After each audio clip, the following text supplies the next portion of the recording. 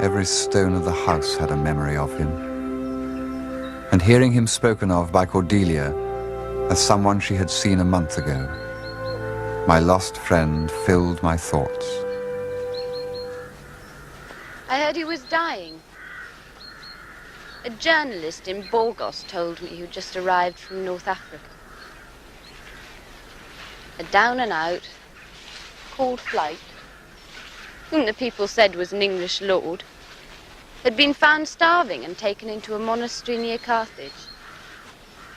That was how the story reached me. I knew it couldn't quite be true. However little we did for Sebastian, at least he got his money sent to him. But I started off at once. It was quite easy to find him. I just went to the consulate. Apparently he turned up in Tunis one day and applied to be taken on as a missionary lay brother. The fathers took one look at him and turned him down. Then he started drinking again. He lived in a little hotel on the edge of the Arab Quarter. I went to see the place later. It was a bar with a few rooms over it, smelling of hot oil and garlic and stale wine. He stayed there a month, drinking Greek absinthe. They loved him there. He's still loved, you see. Whatever he does, whatever condition he's in. It's the thing about him that he'll never lose. They thought very ill of his family for leaving him like that. Wouldn't happen with their people, they said. And I dare say they're right. Anyway, that was later. After the concert, I went straight to the monastery and I saw the superior. He told me his part of the story. And then he told me what had been happening to him. It was mostly about Kurt, his German friend. Well, you've met him, so you know all about that. He sounds gruesome. He said they went to Greece, and Kurt had got arrested after some brawl and sent back to Germany. It was the time when they were rounding up all their nationals from all parts of the world to make them into Nazis. Sebastian followed.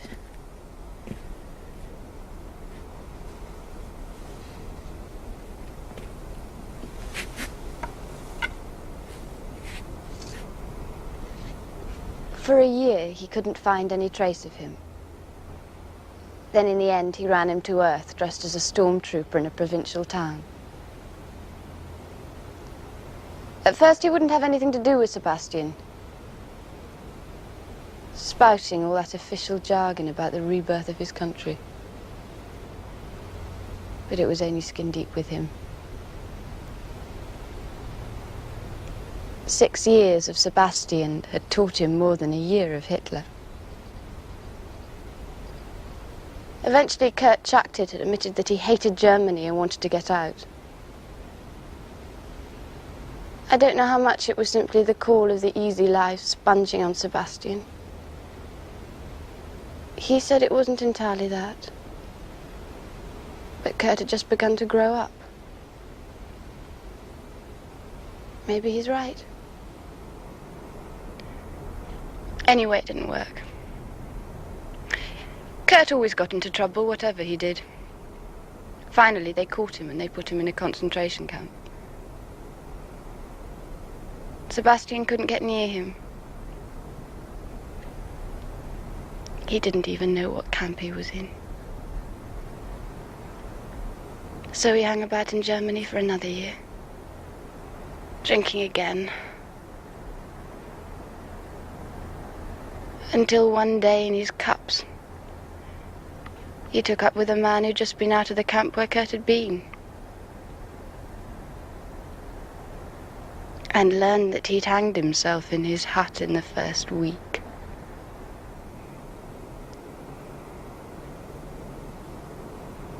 So that was the end of Europe for Sebastian.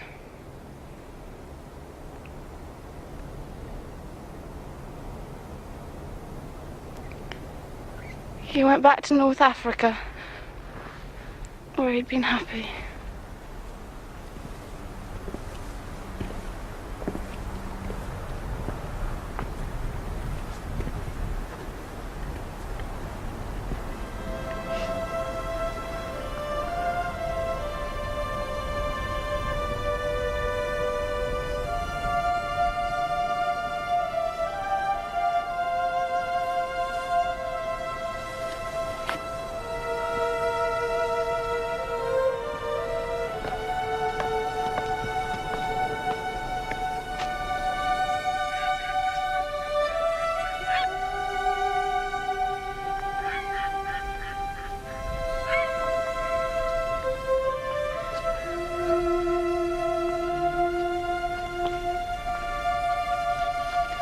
I once had a governess who jumped off this bridge and drowned herself.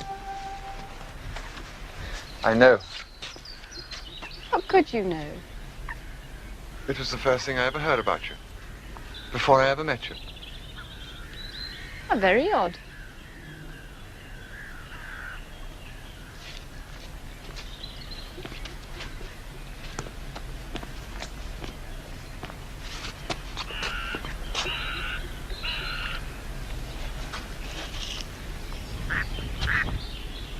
Have you told Julia this about Sebastian?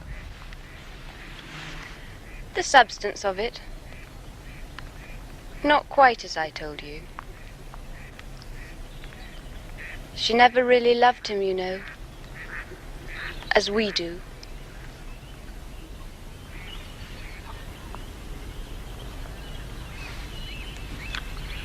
Poor old Sebastian. It's quite pitiful. How will it end? I think I can tell you exactly, Charles. I've seen others like him. And I believe that they are very near and dear to God. They'll let him stay there, living half in and half out of the community.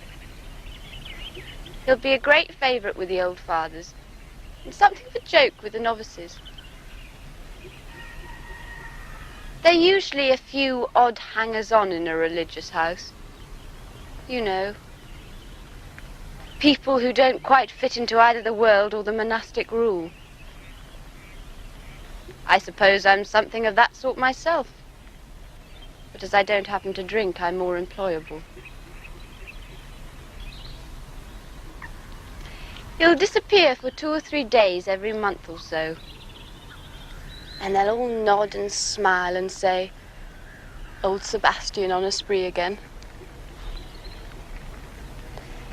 Then one day, after one of his drinking bouts, he'll be picked up at the gate dying, and show by the mere flicker of his eyelids that he is conscious when they give him the last sacraments. Not such a bad way of getting through one's life. It's not what one would have foretold.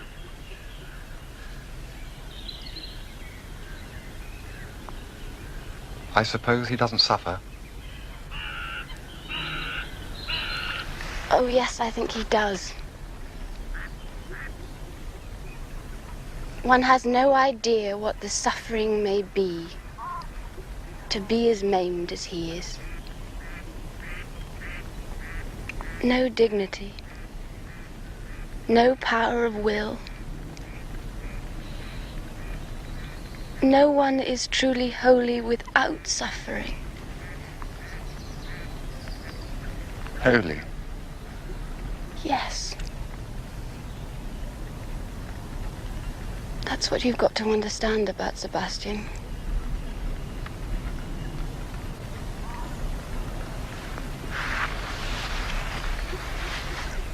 He's in a very beautiful place, you know. White cloisters, a bell tower, rows of green vegetables, and a monk watering them when the sun is low. You knew I wouldn't understand. And